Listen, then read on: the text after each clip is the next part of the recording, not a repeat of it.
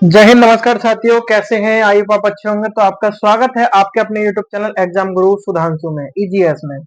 तो आज हम बढ़ेंगे अपनी सेकंड क्लास की ओर। हिंदी की आज हमारी सेकंड क्लास है, दूसरी क्लास है। तो दूसरी क्लास की ओर बढ़ेंगे और जानेंगे आगे के बारे में। जो हमारा एक चैप्टर चल रहा था वर्णमाला, फर्स्ट चैप्टर की ओर बढ़ेंगे। और ये नदी एवं देश राज्य की मैंने शॉर्ट वीडियो यूट्यूब पे भी डाली है और इंस्टाग्राम पे भी डाली है, गाने के साथ, जो याद करने में आनंद आएगा आपको। इसको जरूर देखिएगा। जिसको भी नदी याद नहीं होती, राज्य याद नहीं होती, देश याद नहीं होते, उनके लिए सबसे बेस्ट ट्रिक के साथ अपनाया मैंने। ठीक है, आज हम बढ़ते हैं। तो एक छोटी सी बात कि यूपीएसआई में, यूपीपी में भी पिछली बार प्रीवियस एग्जाम में पूछा गया था 2021 से पहले। मैंने एनालाइज किया था कि जो री शब्द है, जो आपका री वर्ड है, री वर्ड है, वो किन दो शब्दों से मिलकर बना है और किन दो शब्दों के बीच में आता है। तो पहली बात तो देखो, री री शब्द जो है वो तत्सम शब्द है। क्या है? तत्सम शब्द। कैसा है? तत्सम शब्द है।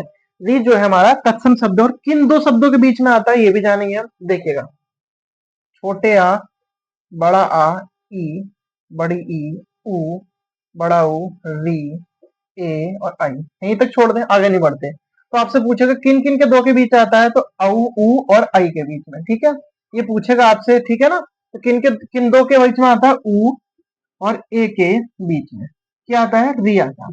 ठीक है, री वर्ड जो आता है इन दो के बीच में आता है, ये आपसे पूछा गया था। ठीक है ना? हाँ, तो अब अगले वर्णमाला में जो हमारा चल रहा था हम उसकी ओर बढ़ेंगे। ठीक है, क्या पढ़ रहे थे हम, उसकी ओर बढ़ते हैं हम। मैं इसको फिनिश कर देता हूँ, मिटा देता हूँ। ठीक है, हाँ जी, देखिएगा, हम अब करेंगे जीव, या जीवा बोल दो। ठीक है, जीव, जीव प्रियतन के आधार पर, आधार पर स्वर जो होते हैं वो तीन प्रकार के होते हैं। ठीक है, जीव मानी हमारी जीवा। जीव से, जैसे जीव में तीन प्रकार के होते हैं। अग्र मतलब आगे का भाग, पीछे का भाग, ठीक है, और बीच का भाग के बारे में बात करेंगे। ठीक है ना? हम तो नंबर एक है अग्र स्वर। क्या है हमारा? अग्र स्वर। क्या है? अग्र स्वर। ठीक है ना? अग्र स्वर की परिभाषा होगी जिन वर्णों का उच्चारण करते समय जीव का अग्रभाग कार्यरत होता है। अग्रभाग कार्यरत होता है, तो लिखेंगे जिन वर्णों का, वर्णों के उच्चारण में, वर्णों के उच्चारण में जीव का, जीव का अग्रभाग, अग्रभाग कार्यरत, कार्यरत होता है, कार्यरत होता है, वो क्या कहलाते हैं? अग्रस्वर कहलाते हैं। जो आगे में कार्यरत हो रहा है, जिन वर्णों का हम उच्चारण करेंगे तो जीव का आगे का भाग, देखे ना, कोई शब्द बोलूंगा अभी बताता हूँ कैसे। उदाहरण लिखेंगे, ई, ई, आई, ए। कहते हैं ना ई, ई, तो जीभ देखेंगे हल्के से लपक मारेगी आगे की, ई, ई। ठीक है ना? अब बात आती है दूसरे की, मध्य स्वर, मध्य स्वर। ठीक है, मध्य स्वर। ठीक है, मध्य स्वर की परिभाषा क्या होगी कि जिन वर्णों का उच्चारण करते समय जीभ के बीच का भाग, मतलब मध्य मानी बीच का भाग कार्यरत होता है। ठीक है ना? वो लिखेंगे हम, जिन वर्णों के उच्चारण में, उच्चारण में जीव का, जीव का मध्य भाग, मध्य भाग कार्यरत होता है, कार्यरत होता है, वो क्या कहलाते हैं भैया?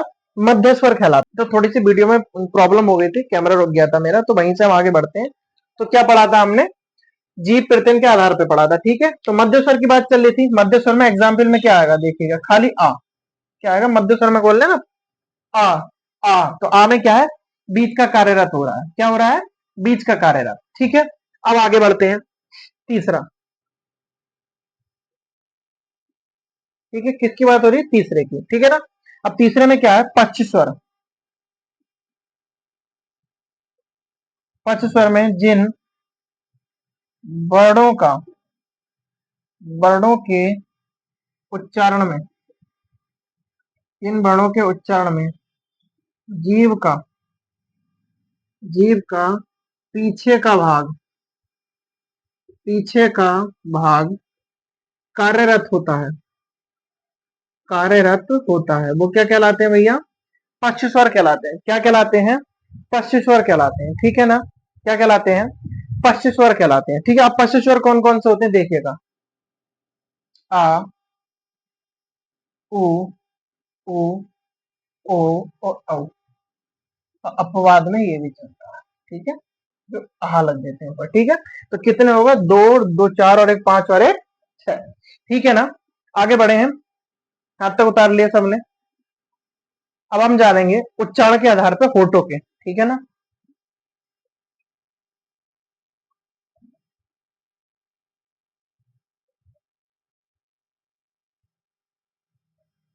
देखिए, अब डालते हैं हम उच्चारण। उच्चारण बोल दो। ठीक है, या ओष्ठ के आधार पर कितने प्रकार के होते हैं? दो प्रकार के होते हैं। ठीक है, कौन से होते हैं मैं आपको अभी बताता हूं, देखिएगा। नंबर एक, आवृत। आवृत मुखी। अच्छा, आवृत मुखी का मतलब क्या होता है? मतलब आवृत मुखी का मतलब होता है कि गोलाकार, हम बोल रहे हैं ओ, ऐसा होठ लगाए हो। होठ का मतलब गोलाकार अवस्था ना हो। आवृत मानी व्रत के आकार में ना हो। व्रत के आकार में ना होना चाहिए उच्चारण करते समय। कैसे? देखिएगा, जिन स्वरों का जिन स्वरों का उच्चारण में उच्चारण में होठ गोलाकार अवस्था में ना हो। गोलाकार अवस्था में ना हो। गोलाकार अवस्था में ना हो वो क्या कहलाते हैं? आवृत मुखी कहलाते हैं। एग्जाम्पल में एक बार देख लीजिएगा। देखो, आ मुंह से निकाल के देखो, आ, ई, ई, आई, आई। ठीक है, ये निकाल के देखो, आ, ई क्या मतलब घूमा? देखो, आ, ई, ए, कुछ घूमा? नहीं घूमा ना। तो ऐसे ही करना है बस। ठीक है ना? तो कैसे घूमना है? आ, ई के। ठीक है ना? अब हम दूसरे बात पे बढ़ते हैं, व्रतमुखी। ठीक है, व्रतमुखी। ठीक है, व्रतमुखी। अच्छा, व्रतमुखी का क्या मतलब है? जिन वर्णों के उच्चारण में, ठीक है, सॉरी, जिन स्वरों के उच्चारण में हमारा होठ गोलाकार होते हैं। कैसे? देखो भैया, जिन स्वरों का उच्चारण में जिन स्वरों के उच्चारण में होठ जिन स्वरों के उच्चारण में जिन स्वरों के उच्चारण में होठ गोलाकार, कैसे? गोलाकार होते हैं। कैसे होते हैं? गोलाकार होते हैं। ठीक है, गोलाकार होते हैं वो क्या कहलाते हैं? व्रतमुखी कहलाते हैं। ठीक है, क्या कहलाते हैं? व्रतमुखी। अब एग्जाम्पल जान लो। देखो, ऊ, ऊ, औ, औरत। चल देंगे, देखो, ऊ, ऊ, औ। तो हुए गोलाकार तो वो क्या कहलाएंगे? व्रतमुखी कहलाएंगे। कैसे कहलाएंगे? व्रतमुखी। आगे बढ़े भैया। ठीक है, व्रतमुखी। आगे बढ़े। अब हम देखते हैं मुख खुलने के आधार पर। किसके? मुख खुलने के आधार पर। देखिएगा, मुख खुलने के आधार पर मुख खुलने के आधार पर मुख खुलने के आधार पर स्वर जो होते हैं वो चार होते हैं। कितने होते हैं? स्वर जो होते हैं चार होते हैं। नंबर एक, संवृत स्वर। क्या होते हैं? संवृत स्वर। ठीक है, अच्छा, संवृत स्वर कौन से होते हैं उसकी एक बार हम परिभाषा जानते हैं। ठीक है, जिन जिन स्वरों के उच्चारण में मुख बंद रहता है। जिन स्वरों के उच्चारण में मुख बंद रहता है। ठीक है, जिन स्वरों के उच्चारण में क्या रहता है? मुख बंद रहता है, वो क्या कहलाते हैं? वो क्या कहलाते हैं? समृद्ध स्वर कहलाते हैं। और इसकी ट्रिक क्या है? सुई। जैसे कि ई, बड़ी ई, ऊ और बड़ा ऊ। देख लेना, समृद्ध इन स्वरों का उच्चारण मुख कैसे बंद रहेगा? मुख बंद रहता है। देखिएगा, ई, ऊ बोल देते हैं तो मुख क्या रहता है? बंद रहता है। ठीक है, आगे चलें, इस चीज को उतारें।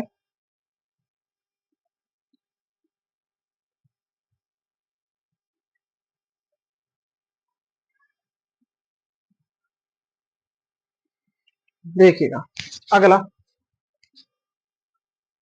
अर्ध अर्ध संवृत स्वर, अर्ध संवृत स्वर, जिन स्वरों के उच्चारण में, जिन स्वरों के उच्चारण में, जिन स्वरों के उच्चारण में मुख संवृत स्वर की अपेक्षा थोड़ा खुलता है, संवृत स्वर की अपेक्षा अपेक्षा मुख थोड़ा खुलता है, मुख थोड़ा खुलता है। ठीक है, कैसे? ओए बोला देखा, ए और ओ, ए और ओ बोलेंगे ना, ओ कहेंगे ओए, यहाँ ओए तो खोला ना, थोड़ा खोला तो। अब ये नहीं चिल्ला के बोल दो ओए, ठीक है ना। अब देखिएगा नंबर 3 क्या है, नंबर 3, नंबर 3 में देखिएगा, नंबर 3 है आपका दीव्रत स्वर। क्या है? दीव्रत स्वर। नंबर 3 है आपका दीव्रत स्वर। क्या है? दीव्रत स्वर। दीव्रत स्वर में जिन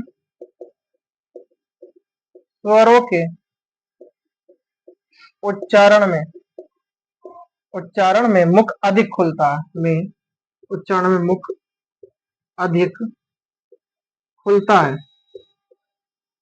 ठीक है, विव्रत स्वर कौन से होते हैं? जिन स्वरों के उच्चारण में मुख अधिक खुलता है वो क्या कहलाते हैं? विव्रत स्वर कहलाते हैं। ठीक है, विव्रत स्वर कहलाते हैं। ये कैसे? आ, ठीक है, मुख अधिक खुल गया, बोलेंगे आ तो पूरा खुल गया मुंह। ठीक है ना, क्या हो गया? आ।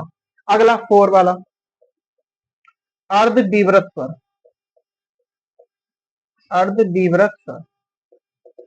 अर्ध विव्रत स्वर में जिन स्वरों के उच्चारण में, जिन स्वरों के उच्चारण में, जिन स्वरों के विव्रत स्वरों की तुलना, किनकी? इनकी तुलना के कम खुलता है। ठीक है, विव्रत विव्रत स्वर की तुलना में मुख कम खुलता है, मुख कम खुलता है, कम खुलता है।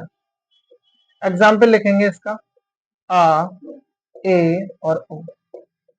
ठीक है, कैसे खुलेगा? आ ए ओ, खुलता है लेकिन कैसे खुलता है? कम खुलता है। ठीक है ना, उतारेंगे फिर आगे बढ़ते हैं।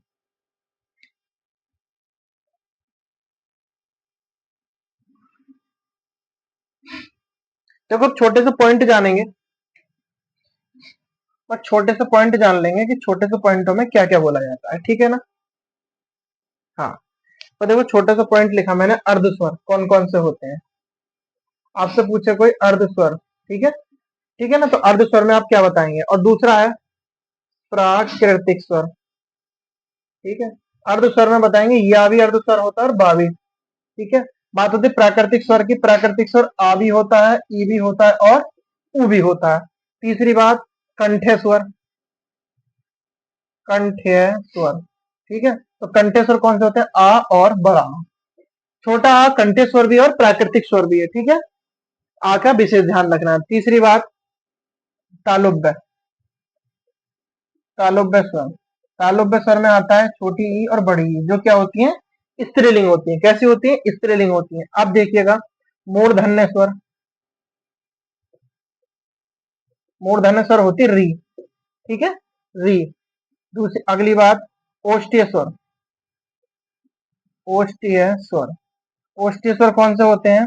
ठीक है, ओष्ठीय स्वर में लिखना है उ और बड़ा उ। ठीक है, अब कंठोष्ठीय स्वर जो कल भी बताए थे मैंने, कंठ ओष्ठीय, कंठ ओष्ठीय स्वर कौन कौन से होते हैं? ओ और औ बताए थे। ये जो आओ ऊ से मिलकर बना था, ये आ और औ से मिलकर बना था। ठीक है, अगला है कंठ तालुब्य, ये भी कल बताए थे, कंठ तालुब्य स्वर।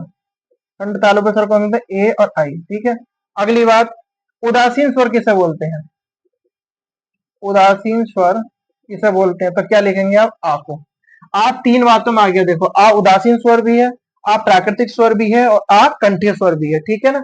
और अपभ्रंश आपसे पूछे अपभ्रंश कितने होते हैं, अपभ्रंश, अपभ्रंश में कितने स्वर मौजूद होते हैं, अपभ्रंश में कितने स्वर, कितने स्वर मौजूद होते हैं, तो आप लिखेंगे 8, ठीक है ना। क्या लिखेंगे, 8 लिखेंगे। तो वो लिख लेना आ ई उ ए औ, ठीक है। बस इसमें ये होता है, ये नहीं होता और ये नहीं होता, बस इसलिए ये 8 होते हैं, ठीक है ना। उतारेंगे फिर आगे बढ़ते हैं,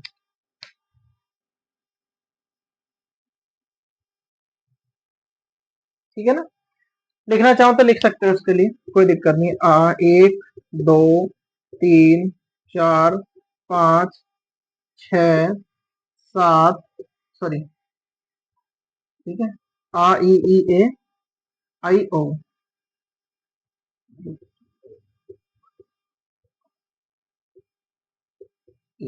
1 2 3 4 5 6 7, ठीक है, 8 हो गए। तो आज की वीडियो आपको कैसी पसंद आई, पसंद आई हो तो लाइक कमेंट शेयर जरूर करेंगे, और कोई दिक्कत परेशानी आती है तो कमेंट्स में मुझे जरूर बताएंगे, मैं उसका आगे सोल्यूशन लेके जरूर आऊंगा। तब तक के लिए जय हिंद।